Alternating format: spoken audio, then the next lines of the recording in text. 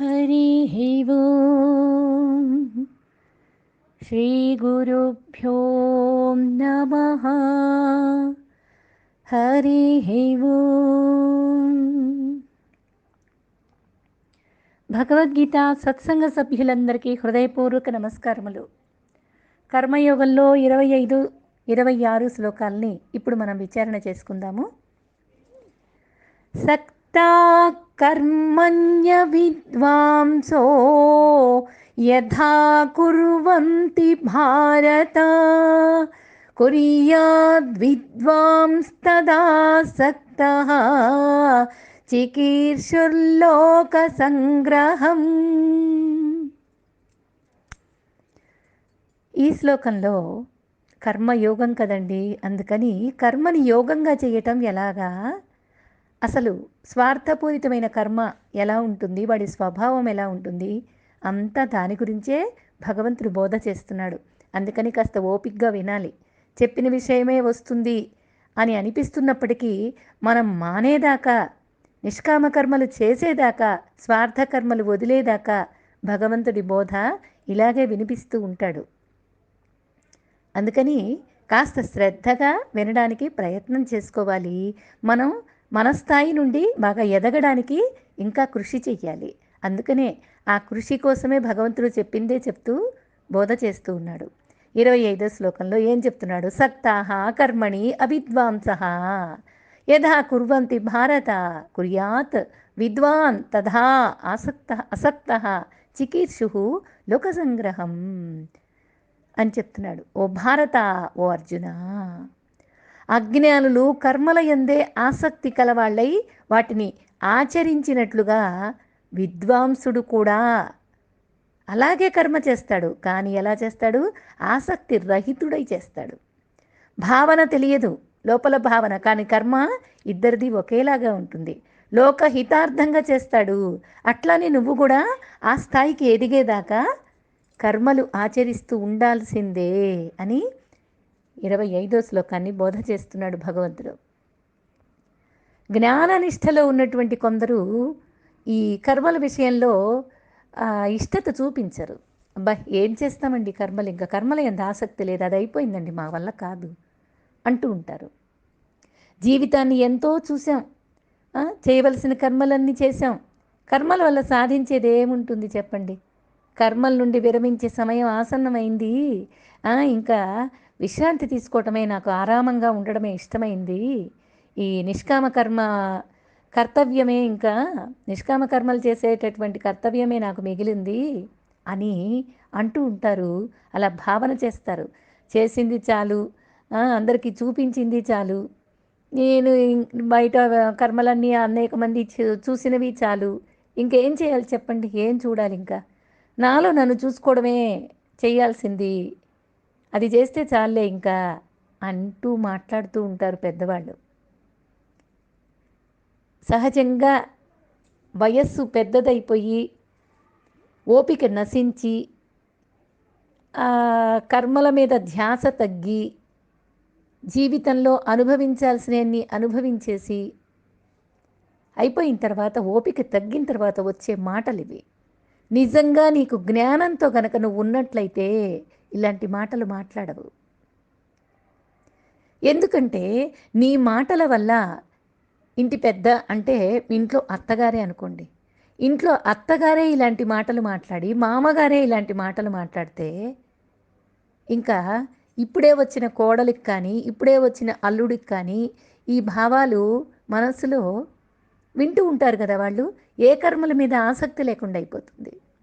నువ్వు మడిగట్టుకొని ఆచరించి నైవేద్యాలు పెట్టి అలంకారాలు చేసి బ్రహ్మాండంగా చేసిన రోజులన్నీ నువ్వు జ్ఞాపకం చేసుకో. నీకు వయసు అయిపోయి, ఓపిక అయిపోయి, ఓపిక కర్మలు చేసేటటువంటి శక్తి నశించి నువ్వు ఇలా మాట్లాడుతున్నావు.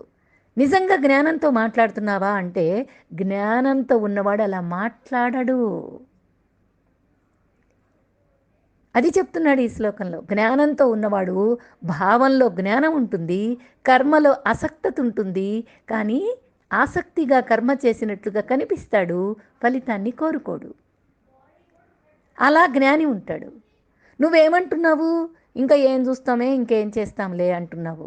నిన్ను చూసి నీ కోడలు కూడా అలాగే కర్మలన్నీ మానేస్తే, ఇంట్లో దీపం పెట్టడం, నైవేద్యం పెట్టడం, ఒక సాంప్రదాయం, ఒక పద్ధతి, ఒక సంస్కారం, ఇవన్నీ మానేస్తే అప్పుడు ఎలా ఉంటుంది? లేదు, ఇవన్నీ కష్టపడి ఇప్పటిదాకా చేశాము, ఇప్పుడు ఇంటి బాధ్యతలన్నీ నువ్వు చూసుకో, నేను కాసేపు బయటికి అలాగ షికారుగా తిరిగి చూసి రావాలి, అందరినీ పరిచయం చేసుకొని, ఆ పరిచయమైన వాళ్ళని ఇంటి బాధ్యతలతో ఇప్పటిదాకా కలవలేకపోయాను. గెట్ టుగెదర్ మీటింగ్స్, చిన్ననాటి స్నేహితులతో ఇప్పుడు అందరం గెట్ టుగెదర్ అవుతున్నాం, కాబట్టి నువ్వు ఇంట్లో చూసుకో, నేను బయట తిరగాలి అనేటటువంటి పెద్దవాళ్ళ మనస్సు, స్వభావం. ఇప్పటిదాకా చేసే నేను, ఇప్పుడు ఇంకా కర్మలు నా వల్ల కాదు, ఇలా చెప్పేటటువంటి వాళ్ళ ఇంట్లో చిన్నవాళ్ళు, అప్పుడే వచ్చినటువంటి వాళ్ళు, వాళ్ళ పరిస్థితి ఏమిటి? వాళ్ళు కర్మల్ని ఎలా మానేయాలా అని చూస్తారు కదా. వాళ్ళు కూడా ఒక సంస్కారము, ఒక నియతి, ఒక సాంప్రదాయము, ఒక క్రమశిక్షణ, ఇంట్లో చెయ్యవలసినటువంటి కర్మలు ఏమైతే ఉన్నాయో వాటన్నిటిని వదిలేస్తారు. బంధుప్రీతి, బంధు మర్యాద, ఆప్యాయత, ప్రేమ, ఇవన్నీ నువ్వు చేసి చూపిస్తూ ఉండాలి. అప్పుడు వాళ్ళు నేర్చుకుని వాళ్ళు కూడా కర్మలు అలా చేయటానికి ఆసక్తి చూపిస్తారు అని చెప్తున్నాడు ఈ శ్లోకంలో గీతాచార్యుడు. ఆత్మజ్ఞానం కలిగినటువంటి వాళ్ళు విద్వాంసులు, ఆత్మజ్ఞానం లేనటువంటి వాళ్ళు అజ్ఞానులు. ఇద్దరూ కర్మ చేస్తారు, వారు చేసే కర్మలు ఒకే విధంగా ఉంటాయి, కానీ ఆ కర్మల విషయంలో వాళ్ళ వైఖరిలు, అంటే మనస్సులో అజగాజాంతర వ్యత్యాసం ఉంటుంది అంటారు. అంటే ఏంటంటే మేకకు ఏనుగకు ఎంత తేడా ఉంటుంది, ఏనుగు ఎంత పెద్దది, మేక ఎంత చిన్నది, అది చేసే పని ఏమిటి, ఏనుగు చేసే పని ఏమిటి, ఈ రెండిటికి ఎంత తేడా ఉందో అంత తేడా ఉంటుంది. వైఖరి తేడా ఉంటుంది, కర్మ ఒకలాగే కనపడుతుంటుంది. నిజంగా చెప్పాలంటే సామ్యమే ఉండదు. అప్పుడే కర్మల్ని ఆచరిస్తున్నటువంటి వాడు గుర్తింపు కోరుకుంటాడు. గుర్తింపు కోరుకునే విషయం ఫేస్లో కనపడుతూ ఉంటుంది, ఆ ముఖంలో. ఆ నన్ను గుర్తించు, నన్ను గమనించు, నేను ఇలా చేశా అలా చేశా అని చెప్పుకునే ఆడంబరాల్లో కనపడుతూ ఉంటుంది. జ్ఞాని కర్మల యందు ఆసక్తిగా చేసినట్లే కనపడతాడు, లోపల మొత్తం కూడా పరమాత్మ భావనతో నిండి ఉంటుంది. చక్కగా దగ్గర ఉండి చేయించు, నీకు ఓపిక లేకపోతే. ఇలా చెయ్యాలమ్మా, మన సాంప్రదాయం ఇది, మన ఇంట్లో పద్ధతి ఇది, విధానం ఇది అని దగ్గర ఉండి చేయించనైనా చేయించాలి, శక్తి లేకపోతే. అంతేకాని పూర్తిగా వదిలేయకూడదు కర్మ చెయ్యటం అనేది. మనస్సులో బుద్ధిలో జ్ఞానం ఉంచుకో, పనులలో కర్తవ్యాల్లో బాధ్యత ఉంచుకో, చక్కగా నేర్పించు అని చెప్తున్నాడు. నేను భోగ ప్రపంచంలో ఉన్నాను అని భావిస్తే అది అజ్ఞానులు చేసే పని. అట్లాగే వాళ్ళు కర్మలను ఆచరిస్తారు, భోగించడానికే కర్తవ్యము, కర్మలు చేస్తామంటారు. ఆ కర్తృత్వంతో నేనే చేశాను అనేటటువంటి కర్మలకి మనస్సు అంటుకుపోతుంది. అప్పుడు అది ఉన్నప్పుడు నేనే అనుభవించాలి అనే సంగత్వ బుద్ధి కూడా ఉంటుందిగా సహజంగా. అటువంటి రాగద్వేషాలతో మనస్సు ఏర్పడిపోతుంది. నేనే చేశాను కర్మ, ఫలితం నాకే కావాలి, దానివల్ల రాగద్వేషాలు. చూడండి, ఏదో వింటున్నాము, నేనేదో బుద్ధిలో జ్ఞానం వచ్చేసింది అన్నట్లు మాట్లాడుతుంటారు, కానీ ఎప్పుడైతే మనస్సు పక్క వాళ్ళ గురించి వెళ్ళిపోయిందో, పక్క వాళ్ళని, వాళ్ళు అలా చేశారు, వీళ్ళు ఇలా చేశారు, నేను ఇలా చేశాను అలా చేశాను అని కంపారిజన్గా వస్తుందో, ఇదంతా కూడా రాగద్వేషాలతో ఉంటుంది. కానీ మనస్సులో ఈ రాగద్వేషాలని పక్కన పెట్టి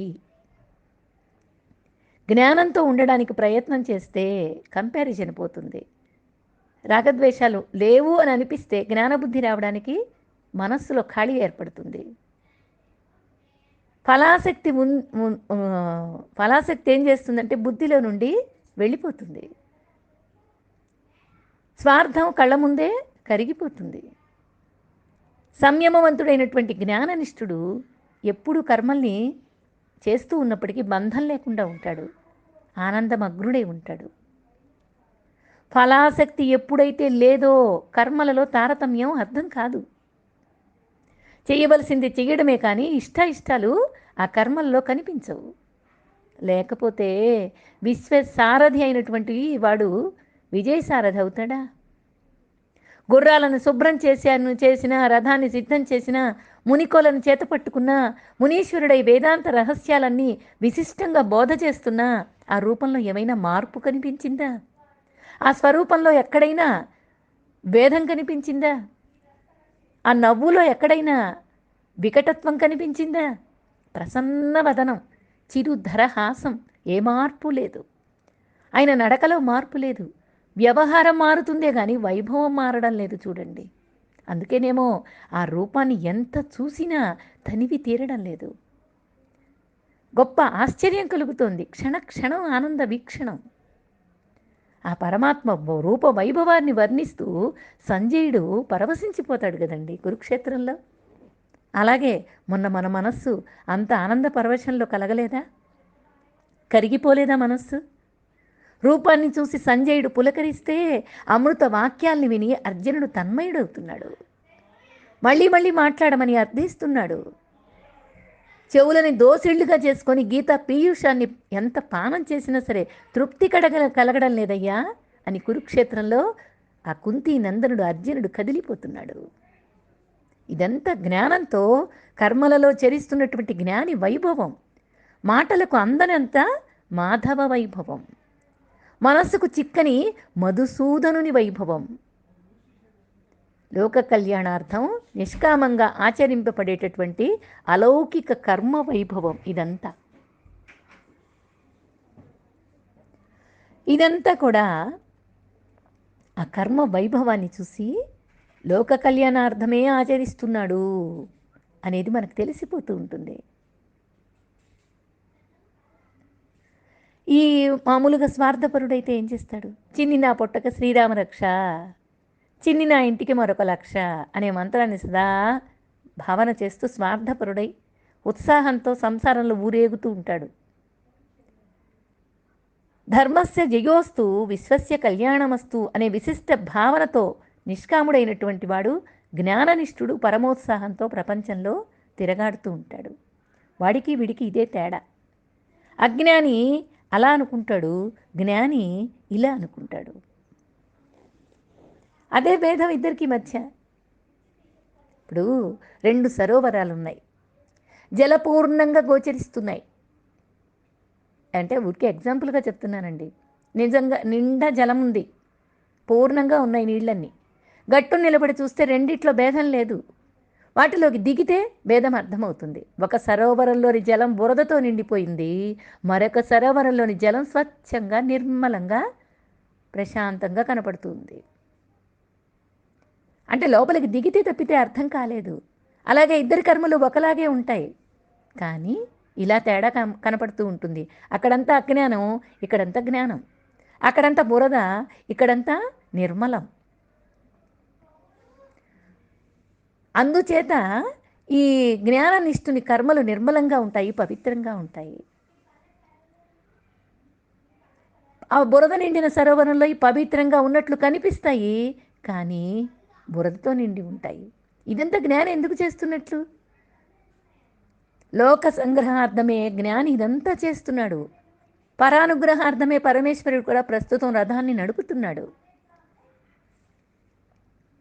చేసే చేతలలో, పలికే పలుకులలో, చూసే చూపుల్లో జ్ఞాని ఎక్కడున్నా ఏం చేసినా అతని హృదయంలో జ్ఞానజ్యోతి సదా ఆరకుండా వెలుగుతూ ఉంటుంది.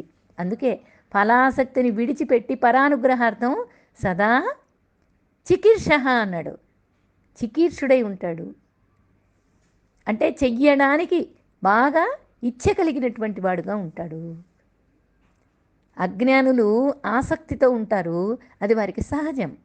అలాగని వాళ్ళను నిరసించకూడదు, ఉత్సాహపరచాలి. తాను ఆచరించే కర్మల ద్వారానే జ్ఞాని అజ్ఞానులను సన్మార్గంలో నడిపించాలి. ఆ విధమైనటువంటి మార్గాన్ని 26వ శ్లోకంలో బోధ చేస్తున్నాడు. చూద్దామా మరి. న బుద్ధిభేదం జనయేత్ అజ్ఞానాం కర్మ సంగినాం జోషయేత్ సర్వకర్మాణి విద్వాన్ యుక్త సమాచరన్. అది ఈ శ్లోకం చూడండి. న బుద్ధిభేదం జనయేత్ అజ్ఞానాం కర్మసంగినాం జోషయేత్ సర్వకర్మాణి విద్వాన్ యుక్త సమాచరన్. పరమాత్మ స్వరూపమునందే నిశ్చల స్థితిని పొందినటువంటి జ్ఞాని శాస్త్ర విహిత కర్మల్ని ఆసక్తితో ఆచరిస్తూ అజ్ఞానుల బుద్ధులను భ్రమకు లోను చెయ్యకూడదు. అంటే కర్మల యందు వారికి అశ్రద్ధను కలిగింపకూడదు. తాను కూడా శాస్త్రవిహితమైన సమస్తమైనటువంటి కర్మల్ని చక్కగా ఆచరిస్తూ వారితో కూడా అట్లే చేయించాలి అని చెప్తున్నారు. కాబట్టి కర్మలు బంధాన్ని కలిగిస్తాయి అని చెప్పినటువంటి విషయం ఎంతవరకు తీసుకోవాలో అంతవరకు తీసుకోవాలి. అందుకనే కర్మల్ని నువ్వు మొదలు పెట్టకూడదు. పెద్దవాళ్ళు ఆచరిస్తున్నటువంటి కర్మను సాంప్రదాయబద్ధంగా నువ్వు ఆచరించి తీరాలి. కొత్త కొత్త భేషజాలకు పోయి కొత్త కొత్త కర్మలన్నీ ఆచరిస్తూ ఉన్నారు ఇప్పుడు అందరూ. వాళ్ళు చేశారు మేము చేస్తున్నాము అంటున్నారు. పోనీ ఎందుకు చేస్తున్నారు, ఎలాగ చేస్తున్నారు తెలుసుకోవాలనిపిస్తుందా? ఆహా, భేషజం, ఆర్భాటం, ఆరాటం, గొప్పతనం గుర్తించారా లేదా, పొగిడారా లేదా, దీనికోసమే కర్మలు ఆచరిస్తున్నాము. చూడండి ఎంత మనం మారిపోయిందో సంస్కారం. మన ఇంట్లో మన సాంప్రదాయం మనం చూస్తూ ఉండగానే చేస్తూ ఉండగానే మారిపోయినాయి. గమనించుకుంటే అర్థమవుతుంది. మనం చిన్నప్పుడు సహజంగా కొంతకాలం క్రితం అందరి ఇళ్లల్లో సాంప్రదాయంగా ఏంటంటే పండగలకి, పుట్టినరోజులకి, విశేషమైనటువంటి రోజుల్లో కొత్త వస్త్రాలు కొనేవాళ్ళు. ఆ కొత్త వస్త్రాలకి పసుపు రాసి భగవంతుడికి చూపించి, దేవుని చిత్రరూపానికి చూపించి, పెద్దవాళ్ళకి నమస్కరించుకొని కొత్త బట్టలు వేసుకుంటారు. ఇప్పుడు ఆ సాంప్రదాయం నడుస్తుందా?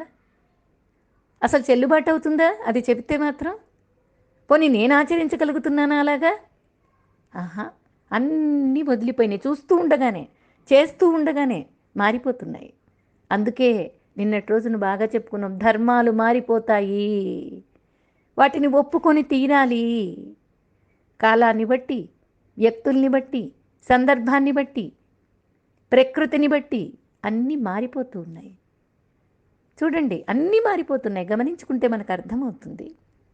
చిన్నప్పుడే ఉందండి, మొన్నటిదాకా కూడా ఎవరైనా తుమ్మితే చిరంజీవా అంటాం. ఇప్పుడు ఎవరైనా తుమ్మితే పో చావు పోరా, పక్కకెళ్ళు, చీ అన్నట్టు చూస్తాం వాడి మొహాన్ని. లేకపోతే నువ్వు దూరంగా జరిగిపోతావు, మాస్క్ సరిగ్గా వేసుకో అంటావు. కాలం మారిందా లేదా? ధర్మం మారిందా లేదా? అన్నీ మారిపోతూ ఉన్నాయి, ఇలాగే మారిపోతూ ఉంటాయి. ఇంకా ఇప్పుడు ఇది ఏమన్నా ఖచ్చితంగా నిలబడుతుందా? ఆహా, ఇది నిలబడదు, ఇది మారిపోతుంది. అలాగ ధర్మాలన్నీ మారిపోతున్నాయి. ఇప్పుడు ఈ కొత్త వస్త్రాలు ధరించే విధానంలో ఎన్ని మార్పులు ఉన్నాయో చూడండి. అక్కడికక్కడే వేసుకొని నాకు సరిపోతే తీసుకొని వస్తాను, ఎంతమందో అప్పటికి వేసుకుని ఉంటారు, నువ్వు వేసుకొని నీకు నచ్చకపోతే అక్కడ పడేసి వస్తావు. దేవుడికి పెట్టుకోవడం, పసుపు రాసుకోవటం అనేది ఉందా? ఆ నియతి మారిపోయిందా లేదా? దాన్ని నువ్వు ఒప్పుకొని తీరుతున్నావా లేదా? ఇవన్నీ ధర్మాలన్నీ మారిపోతుంటాయి. కానీ నీ మనస్సులో నిష్కామంతో చేసేటటువంటి కర్మని మాత్రం మానుకోవద్దు. సాంప్రదాయాన్ని వదిలిపెట్టద్దు. ధర్మాలను వ్యతిరేకించద్దు. అనుకరిస్తూ పో. బుద్ధిలో మాత్రం జ్ఞానాన్ని నిలుపుకో అని ఎంత చెప్తున్నాడో చూడండి. చెప్పిన విషయమే అయినా సరే మాటలు మారిపోతున్నాయి, బోధ మారిపోతుంది. సదా అనుష్ఠానం చేయవలసినటువంటి విషయాల్ని మళ్ళీ మళ్ళీ భగవంతుడు గుర్తు చేస్తూ ఉన్నాడు. అందుకని జ్ఞాని అయిన వాడు అజ్ఞానుల బుద్ధిని కలత పెట్టకూడదు. యోగయుక్తుడై సమస్త కర్మల్ని నేర్పుతోటి ఆచరిస్తూ ఇతరుల్ని కూడా అలా ఆచరిస్తూ ఉండేటట్లుగా చెయ్యాలి. శంకరాచార్యులు అలాగే కదా చేశాడు. అందరూ మహానుభావులందరూ అలాగే చేశారు. కర్మలు చేస్తూ అందరినీ ఆచరింపచేస్తూ. పురోహితులు ఉన్నారు, వాళ్లకు మంత్రోచ్చారణ అన్నీ వచ్చు, వాళ్ళ ఇంట్లో అంతా చేసుకుంటారు. కానీ మన దగ్గరకు వచ్చి పౌరోహిత్యం నిర్వహించేటటువంటి వాళ్ళు సత్యనారాయణ స్వామి వ్రతాలని, వరలక్ష్మి వ్రతమని, కృష్ణాష్టమి నోములని, ఎన్నో నోములు పురోహితుల చేత చేయిస్తాం మనం. ఎందుకని?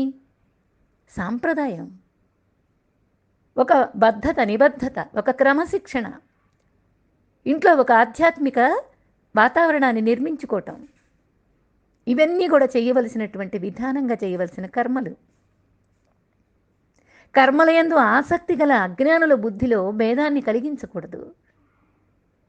అజ్ఞానమే ఉంది బుద్ధిలో, ఇంకా ఏం కర్మల్ని చేస్తాంలే అని నిరుత్సాహపరిచామనుకోండి, వాడు కర్మలు వదిలేస్తాడు, బుద్ధిలో జ్ఞానమా రాలేదు, ఉభయభ్రష్టత్వం పొందుతాడు. నువ్వు చేయాల్సిన పని అది కాదు అని చెప్తున్నాడు భగవంతుడు. నేను ఈ కర్మ చెయ్యాలి, ఆ ఫలితాన్ని అనుభవించాలి అనే నిశ్చయమైనటువంటి బుద్ధి అజ్ఞానుల బుద్ధిలో, మనసులో స్థిరంగా ఉంటుంది. అట్లాంటి బుద్ధిని చెలింపు చేయడమే బుద్ధిభేదం, దానిని కలిగించకూడదు అంటున్నాడు. జ్ఞానులైన వాళ్ళకి జ్ఞానం కలిగిన తరువాత బోధ చేసే వారికి శ్రీకృష్ణుడు అనుగ్రహిస్తున్న సందేశం ఇది. బుద్ధిలో జ్ఞానం వచ్చింది, లేదా శరీరంలో క్షీణత వచ్చింది, ఏదో ఒకటి వచ్చింది, అప్పుడు నువ్వు పక్క వాళ్ళ బుద్ధిని చెలింప చేయకూడదు. ఇప్పుడు దేవుణ్ణి ఏ కోరికలు కోరకూడదు, మోక్షాన్నే కోరుకోవాలి. మోక్షం జ్ఞాన రూపంలో ఉంది కదా. కాబట్టి ఏం చెయ్యాలి? జ్ఞాన అభ్యాసం చెయ్యాలి. కర్మలో మరి అజ్ఞానం, అది కర్మల్ని వదిలిపెట్టాలి అని చెప్తారు. నేను అకర్తను, అభోక్తను అని సదా భావిస్తూ ఉండాలి అని ఎవరికి చెబుతావు ఈ మాటలన్నీ? ఎవరికో చెప్పాల్సిన మాటలు కాదు ఇవి, నువ్వు అనుభవించి ఆచరించవలసినటువంటి కర్మలు. బుద్ధిలో భావన. ఇలాంటి మాటలతో సకామ కర్మ చేసే వాళ్ళ బుద్ధిని జ్ఞాని కలత పెట్టకూడదు. దేవుణ్ణి ఏది కోరకూడదంటే ఎలా కుదురుతుంది చెప్పండి? మనకు ఆ కోరికలు ఉన్నాయి. భగవంతుడి ముందు నివేదించుకుంటే ఈ ప్రపంచంలో వాళ్ళ ముందు దేవిరించకుండా ఉంటుంది కదా, చేయి చాచకుండా ఉంటుంది కదా. భగవంతుని ముందు కాకపోతే మరొకరి ముందు మనం చేయి చాపాలి. ఆయన్ని మించిన దాత ఎవరైనా ఉన్నారా? పోనీ అడిగింది ప్రాప్తిస్తుందా లేదా అనేది వేరే విషయం. అడగవలసిన అవసరం వచ్చినప్పుడు ఈ స్వభావం కలిగినటువంటి వాళ్ళు, అంటే నష్ట స్వభావం కలిగినటువంటి ప్రపంచం ముందు మోకరిల్లడం కన్నా భక్తవత్సలుడైనటువంటి ఆ పరమేశ్వరుని ప్రార్థించటం యుక్తం కదా. అదే మంచి విషయం కదా. ఎవరెవరి దగ్గరికో వెళ్ళి మనుషుల ముందు చేయి చాచి యాచించే కంటే వాళ్ళు ఏ మనసుతో ఉన్నారో తెలియదు, ఏ బుద్ధితో ఉన్నారో తెలియదు, ఎటువంటి కర్మను ఆచరించి విధానం ఉందో తెలియదు. అందుకనే చిత్రపటంలో భగవంతుడు నిర్మించి మనం అక్కడే సదా భగవంతుడు ఉన్నాడని ఎంతో విశ్వాసంతో నిలబడి ఉన్నాం. అటువంటిప్పుడు నువ్వు భగవంతుడిని యాచించు. ఆ విధంగానైనా రెండు చేతులు ఎత్తి భగవంతుని ముందుకి నమస్కరించే అదృష్టం ఆ ఆర్తుడికో లేకపోతే అర్ధార్థికో ఉంటుందిగా. నమస్కరించేటటువంటి సంస్కారమైన నువ్వు వాడికి ప్రాప్తింపచేసావుగా. ఇప్పుడు పిల్లవాడు చందమామను కోరుకుంటాడు. మనం పిల్లల్ని బయటికి తీసుకెళ్ళి పూర్ణిమ రోజున చందమామను చూపిస్తే ఎంతో ఆనందంగా టపటపా కాళ్ళు చేతులు కొట్టుకుంటూ నోరంతా విప్పారి నవ్వుతూ చూస్తారు ఆకాశం వైపు. రాముడు అలాగే కోరుకున్నాడు చందమామ కావాలని. ఆ కోరిక కదిలినప్పుడు తల్లిదండ్రుల్ని కాక మరెవరిని అడుగుతారు పిల్లలు? అలాగే దశరథ మహారాజుని కౌసల్య మాతని రాముడు అడిగాడు. అడిగినంత మాత్రాన్ని వస్తుందా అనే వాదన పిల్లలతో మనం పిడివాదం ఎందుకు? పిల్లవాడు కనుక అర్థం కాక అడిగాడు. అర్థం కాక పిల్లవాడు అడిగితే నువ్వేం చెయ్యాలి? అతనికి అర్థం కాని ఆ విషయాన్ని వినిపించి ఏం సాధిస్తావు? అది రాదురా నీకు, అట్లాంటివి అడగకూడదురా, అదే నువ్వు చెప్పాల్సింది. అడగదగింది కాదు అనేది అర్థమైతే అసలు ఎందుకు అడుగుతాడు? అజ్ఞాన దశలో ఉన్నాడు. అట్లా చిత్రమైనటువంటి అభ్యర్థనలన్నీ మనస్సులో కదలాడుతుంటాయి. అలాంటి విషయాలను అర్థం చేసుకోవాలే కానీ అభ్యంతరం చెప్పకూడదు. మరి ఏం చెయ్యాలండి? చందమామని ఎలా వస్తుంది అంటే, దశరథ మహారాజు ఏం చేశాడు? కౌసల్యమాత అద్దం తీసుకొచ్చి చందమామను చూపించింది. అద్దంలో చందమామను చూసుకొని రామచంద్రమూర్తి ఆనందపరవశుడయ్యాడు. జ్ఞాని దశ ఇతనిది, అది రాదని జ్ఞానికి తెలుసు, కౌసల్యమాతకు తెలుసు. అందుకని అద్దాన్ని చూపించింది. రాముడికి పసివాడు తెలీదు, అందుకనే కోరుకున్నాడు. అలాగే అజ్ఞాని కోరికలతోటి కర్మ చేస్తాడు. అసలు నువ్వు కోరికలతో కాదు, కర్మ చేయకూడదు, అసలు కర్మలే చేయకూడదు, జ్ఞానంతో ఉండు అని వాడికి నువ్వు చెప్తే అది ఎలా వీలవుతుంది? అర్థం కాదు వాడికి. అందుకని కర్మ చేసే విధానం స్పష్టంగా అర్థమయ్యేలాగా కర్మ చేయించి, ఈ కర్మల వల్ల అలసట వచ్చింది కాబట్టి బుద్ధిలో జ్ఞానాన్ని నింపుకొని నెమ్మదిగా జ్ఞానబోధ చేసుకుంటూ రా కర్మణ్యేవాధికారస్తే మా ఫలేషు కదాచన చెప్పాడు కదా 2వ అధ్యాయంలో. కర్మలో చేయుట యందే నీకు అధికారం ఉంది, ఫలితం వాడిచ్చింది తీసుకోవాలి అనేది ఉంది కదా. అలాగ నువ్వు జ్ఞాని అజ్ఞాని మనస్సును అలా మలుచుకేటట్టుగా నీ బోధ ఉండాలి. ఈ రోజుల్లో ఈ విధమైనటువంటి విపరీత ధోరణి బాగా ప్రబలిపోయింది. ఏంటంటే అందరూ నువ్వు అకర్తవి, నువ్వు అభోక్తవు, నువ్వు నిజానికి కర్మలన్నీ మానేయాలి, ఏమేమో చెప్తున్నారు. చాలామంది చాలా విషయాలు చెప్తున్నారు. భగవద్గీత అలా చెప్పలేదు. అర్జునుడి బాధనంతా విని సాంఖ్యాన్ని బోధ చేశాడు. సాంఖ్యంలోనే మొత్తం అంతా జ్ఞానమంతా చెప్పాడు. నిష్కామ కర్మ గురించి చెప్పాడు, జ్ఞానం గురించి చెప్పాడు, ధ్యానం గురించి చెప్పాడు. అంతా సాంఖ్యంలో పూర్తి చేసి మళ్ళీ ఎల్కేజీ స్టాండర్డ్ నుంచి మళ్ళీ కర్మయోగాన్ని చెప్తున్నాడు. కర్మ చేసే తీరాలి, ఎలాంటి కర్మ చెయ్యాలి. ఈ విపరీత ధోరణి ఎక్కువైపోయింది అందరూ కూడా. ఏమీ విపరీత ధోరణి అంటే ఏముందయ్యా, ఆశలతోటి ఏం చేస్తాడు? జ్ఞానము అయితే మంచిగా బుద్ధిలో జ్ఞానాన్ని పెంచుకోవాలి కానీ విరాగంగా ఉండండి, నువ్వు అకర్తవుగా ఉండు, అభోక్తవుగా ఉండు అని ఏకరువు పెట్టి వాడికి ఉపన్యాసాలు దంచితే ఏమర్థమవుతుందండి? కర్మలు చేయడం మానేస్తాడు, ఇంకా ఉభయభ్రష్టత్వం పొందుతాడు. 1-2 సంవత్సరాలు అక్కడ తిరగడం, ఇక్కడ తిరగడం, 4 వేదాంత వాక్యాలు తెలుసుకోవడం, ఆ తరువాత అందరికీ ఇలా చెప్పడం, వాళ్ళ దగ్గర నుంచి దక్షిణలు తీసుకోవడం, ఏమేమో చేసుకుంటూ వెళ్ళిపోతున్నారు. నామం చేస్తే ఏమొస్తుంది, నామిని తెలుసుకో. జపం చేస్తే ఏమొస్తుంది, జపం చేసేవాడెవడో వెతికి పట్టుకో, నువ్వెవరో తెలుసుకో. రమణ మహర్షి చెప్పినటువంటి వేదాంత వాక్యాన్ని ఎవరో అర్థం చేసుకోగలరో వాళ్ళకి చెప్పాలి, వాళ్ళు తెలుసుకోవాలి. అప్పటిదాకా శంకరాచార్యులు చేసినటువంటి కర్మ విధానాన్ని బాగా తెలుసుకోవాలి. అందుకే శుష్కవాదనలు చేయకూడదు. అజ్ఞానులు ఫలాసక్తులే కానీ ధర్మాసక్తులు కాదు. జ్ఞానాసక్తులు అసలే కాలేరు వాళ్ళు.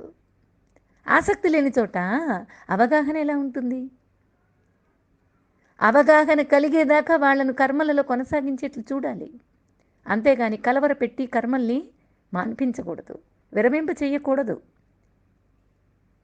కొత్త బట్టలు దొరికే వరకు చిరిగిన బట్టలు మేలు చేస్తాయి. ఎందుకంటే నువ్వు కుట్టుకునైనా సరే వాటిని వేసుకోవాలి. చిరిగిపోయాయని వాటిని వదిలిపెట్టమని చెప్పకూడదు. మనం వకారాలు, వస్త్రము అంటూ మొదలుపెట్టాం. అది ఎవరికి అంటే అవకాశం ఉన్నటువంటి వాళ్ళకి. అసలు బట్టలే లేవు, చిరిగిపోయి ఉన్నాయి, వాటిని వదిలేయమంటే కుదురుతుందా? అది కుదరదు. ఏం చేయాలి? కొత్త బట్టలు వచ్చేదాకా ఆ చిరిగిన బట్ట చక్కగా సూదితోటి దారంతో కుట్టుకుని ధరించాలి. ఉతుక్కో, శుభ్రం చేసుకో.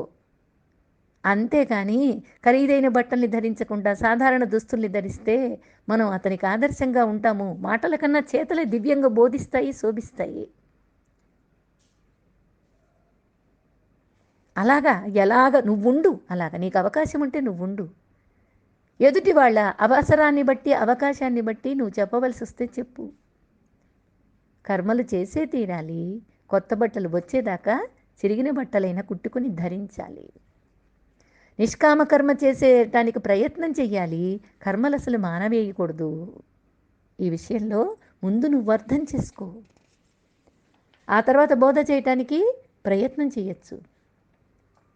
అలా వాళ్ళకి ప్రీతి కలిగించాలి. ముందు ఆచరించేటట్లు చూడాలి. ప్రీతి ఎలా కలుగుతుంది? ఆచరించి చూపడంలోనే ప్రీతి కలుగుతుంది. చెబితే అర్థం కాదు. జ్ఞాననిష్ఠుడు తిలకధారణ చేసి చరిస్తూ ఉంటే ఆ తర్వాత ఆ శ్రేష్ఠుడు ఆ మార్గాన్ని అనుసరిస్తాడు. నువ్వు బొట్టు పెట్టుకోకుండా బొట్టుకున్నటువంటి ప్రాచుర్యం అంతా, గొప్పతనం అంతా, ప్రాచుర్యం అంతా చెప్పామనుకోండి, ఎవడు వింటాడు? నువ్వు ముందు తిలకధారణ చెయ్యి, విభూతి రేఖలు దిద్దు, దాని విశిష్టత చెప్పు. ఆజ్ఞాచక్రంలో ఆ బొట్టు ఎందుకు పెట్టారు దాని విషయం గురించి వివరంగా చెప్పు, వింటారు. సదాశివ బ్రహ్మేంద్ర స్వాముల వారి అద్వైత అనుభూతిని పొందినటువంటి మహాజ్ఞాని ఆయన. అయినా సరే సామాన్య జనులకు ఎన్నెన్నో కీర్తనలు రచించి దానిని అందరికీ అనుకూలంగా ఉండటానికి ప్రపంచంలోకి పంచిపెట్టారు. శంకరాచార్యులు అద్వైత మూర్తి అయినా సరే అన్ని ఆలయాలలో దేవతామూర్తుల్ని సిద్ధం చేసి పునరుద్ధరించి పెట్టారు. స్తోత్రాలు అనేకం రచించారు. పూజాధికాలన్నీ ఎంతో గొప్పగా నిర్వహించి చూపించారు. ఇవన్నీ సామాన్యులను సన్మార్గంలో నడిపించడానికే, కర్మ మార్గంలో దించడానికే, యోగ్యంగా ఆచరించడానికే. ఇక్కడ మరొక ముఖ్య విషయాన్ని మనం అర్థం చేసుకోవాలి. జ్ఞాననిష్ఠుడు తాను ఆచరిస్తూ కర్మాసక్తులను ఆకర్షించి సన్మార్గంలో ఉంచాలి అంటే ఆ అనుసరణ కర్మయోగ పరిధిలోనిదే కానీ జ్ఞానయోగానికి సంబంధించింది కాదు. ఆ అనుసరించడం అనేది కర్మయోగంలో సాధ్యపడుతుంది, జ్ఞానయోగంలో సాధ్యపడదు. జ్ఞాని కర్మయోగాన్ని ఆచరిస్తూ ఆదర్శాన్ని ఆవిష్కరించాలి, అంతేగాని జ్ఞానాన్ని ప్రదర్శించేది కాదు జ్ఞానం అంటే. జ్ఞానం అంటే ఏమిటనుకున్నావు? తెలియడం, నాకు అనుభవంగా తెలియడం జ్ఞానం అంటే. అది ప్రదర్శించేది కాదు. ప్రదర్శిస్తున్నావు అంటే అజ్ఞానం బాగా ముదిరింది అని అర్థం. దానిని ప్రవచించవలసిందే కానీ దర్శించడం వీలు కాదు. ఏదో బోధ చేసుకుంటాం, దాని గురించి చెప్పడానికి ప్రయత్నం చేసుకుంటాం, అంతేగాని చూడటానికి అర్థం కాదు. అది చూడబడే వస్తువు కాదు. సాంఖ్యంలో బాగా చెప్పుకున్నాం ఈ విషయం. కర్మయోగాన్ని అనుసరిస్తూ అభ్యాసం చెయ్యొచ్చు. జ్ఞానాన్ని ఆలకించవలసిందే కానీ అనుకరించడం అనేది కుదరదు. అందుకనే మన వాళ్ళు రాముడు చేసినట్లు చెయ్యి, కృష్ణుడు చెప్పినట్లు చెయ్యి అని చెప్తూ ఉంటారు. రాముడు ధర్మ మార్గాన్ని ఆదర్శంగా నిలిపాడు కనుక ఆ మార్గంలో మనము చరించవచ్చు. కానీ కృష్ణుడు బోధించిన గీతను మనం అర్థం చేసుకొని ఆచరించాలి, అంతేగాని ఆయన జీవితంలో చేసినవన్నీ చెయ్యాలనుకుంటే అది సాధ్యపడేది కాదు. ఆయనలాగా కార్చిచ్చిన అమాంతం మింగడం సాధ్యమవుతుందా? కొండనెత్తి గోవర్ధనగిరిని వేలుపై పెట్టుకొని, చిటికెన వేలుపై పెట్టుకొని నిలబెట్టాడు. అది మనకు సాధ్యమేనా? ఇవన్నీ సాధ్యం కాని విషయాలు. వివేకం పెరుగుతూ ఉంటే ఫలాశక్తి నశిస్తూ ఉంటుంది. కర్మలలో అవగాహన ఏర్పడితే సకామ కర్మలు నిష్కామ కర్మలు అవుతాయి. సదాచార జీవనం నీకు అలవాటవుతుంది. అది సర్వాత్మభావానికి దారితీస్తుంది, అంతేగాని ప్రారంభంలోనే మింగుడు పడిన విషయాలు జోలికి పోకూడదు. సర్వం బ్రహ్మమయం అనేది అందరి స్థాయికి దిగిరాలేని సత్యం. అది ముందు ఆలయంలో భగవంతుని దర్శించు, అర్చించు, శుద్ధి పడితే ఆ తర్వాత జ్ఞానప్రాప్తి కోసం అంతటా సమదర్శనం నీకే ప్రాప్తిస్తుంది. అది ఎవరిని అడగక్కర్లేదు ఇంకా. అందుకే నబుద్ధి వేదం జనయేత్ అజ్ఞానం కర్మ సంగీనం. బుద్ధి పూర్తిగా వికసించని వారికి అర్థం కాని పెద్ద పెద్ద విషయాలని చెప్పి గాబరా పెట్టద్దు. వాళ్ళని వాళ్ళ ఉన్న ఎటువంటి స్థితిలో ఉన్నారో అక్కడి నుంచే మృదువుగా కొద్దిగా తెలుసుకునే విధంగా చెప్పు, నెమ్మదిగా చెప్పుకుంటూ పైకి తీసుకురా. జోషయేత్ సర్వకర్మాణి విద్వాన్ముక్త సమాచారం. వికాసం చెందని వాళ్ళకి నీతో పాటు అన్ని పనుల్లోనూ సమానంగా కలుపుకుంటూ ఇంకా ముందుకు నడిపించుకుంటూ వెళ్ళు. చాలా కాలం క్రితం అమెరికన్ రచయిత ఒకతను బ్రూస్ మార్టెన్, అతను ఒక విషయం రాశాడట. మంచి ఉపాధ్యాయులు ఎప్పుడు శిష్యుల మానసిక స్థాయికి దిగొచ్చి వాళ్ళ స్థితి నుంచి వాళ్ళని చక్కగా ఉద్ధరిస్తారు, ఎదిగే విధంగా బోధ చేస్తారు అని చెప్తారు. వేగంగా వెళ్తున్న కారులో ఎక్కాలంటే అదే వేగంతో వెళ్ళి దాన్ని ఎక్కగలగాలి. నువ్వు కూడా అంత వేగంగా పరిగెత్తగలగాలి. అదేవిధంగా వాళ్ళ స్థాయికి దిగి వచ్చి వాళ్ళని వృద్ధిలోకి తీసుకురావాలి. అదేవిధంగా బుద్ధుడు చెప్పాడు, అదేవిధంగా చేశాడు. స్వామి వివేకానంద అమెరికాలో ఉపన్యాసం చెప్తూ రామకృష్ణులు ఎప్పుడూ కూడా శిష్యుల దృష్టి నుంచి చూస్తున్నారు, వాళ్ళ మనస్సులోకి ఆలోచిస్తూ వాళ్ళకు బోధ చేసేవాళ్ళు. ఇదంతా నా కోసమే చెప్పారు అని ప్రతి ఒక్కళ్ళు రామకృష్ణ పరమహంస చెప్పిన బోధని విని ఆ శిష్యులందరూ కూడా ఇదంతా నాకు చెప్పిన క్లాసే ఇవాళంతా అనుకుంటూ వెళ్ళేవాళ్ళు అని చెప్పేవాళ్ళు. తక్కువ స్థాయిలో ఉన్న వాళ్ళని నీ స్థానం నుంచి విచిత్రంగా చెప్పి వాళ్ళని తికమక పెట్టద్దు. అంతకన్నా వాళ్ళని వారి స్థితిలోనే ఉండనివ్వడం మంచి విషయం. కొంచెంగా ఉన్నత స్థానంలో నిలబెట్టడం ఆ జ్ఞానం యొక్క పద్ధతి, విద్య యొక్క పద్ధతి. కార్యనిర్వహణలో ఉన్న వాళ్ళని నీవు కర్మ చేయొద్దు అని చెప్పకుండా వాళ్ళతో పాటు కర్మలో నిమగ్నమయ్యి వారిని వారి స్థాయి నుంచే లేపాలని ఎదగాలని కోరుకో. యోగులు అన్నవారు ఆ విధంగానే కర్మని ఆచరణ చేస్తారు. అయితే మనిషి కర్మ చేత ఎలా బద్ధుడవుతున్నాడు? నువ్వు ఇలాగ చెప్తున్నావు, వాళ్ళ చేత అలా చేయిస్తున్నావు అజ్ఞానుల చేత. మరి మనిషి కర్మ చేత ఎలా బద్ధుడవుతున్నాడు అనే శ్లోకాన్ని, అనే విధానాన్ని, ఆ అడుగుతున్నటువంటి సందేహాన్ని వచ్చే శ్లోకంలో వివరించుకుందామా మరి? హరి ఓం. శ్రీ గురుభ్యో నమః. హరి ఓం.